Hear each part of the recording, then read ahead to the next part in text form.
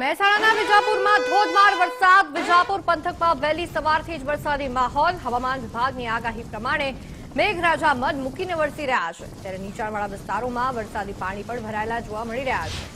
મહેસાણામાં અનેક સ્થળે વરસાદી પાણી ભરાવાનું શરૂ થઈ ચૂક્યું છે. વિજાપુરના દ્રશ્યો આપ જોઈ શકો છો કે જ્યાં ધોધમાર વરસાદ પડી રહ્યો છે.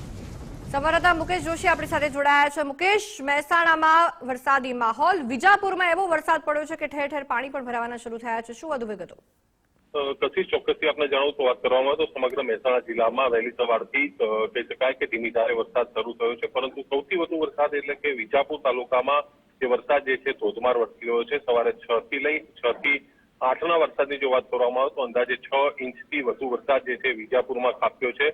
6 ઇંચ વરસાદના કારણે જે વિજાપુર નગરપાલિકાની પ્રી મોન્સૂન કામગીરી ઉપર સવાલ ઉભા થઈ રહ્યા છે. ટીબી રોડ હોય કે અન્ય કેટલીક સોસાયટીઓ છે જ્યાં સોસાયટીની અંદર પાણી ભરાય છે, જેના કારણે વાહન ચાલકો સહિત જે શહેરીજનો છે ભારે મુશ્કેલીનો સામનો કરી રહ્યા છે.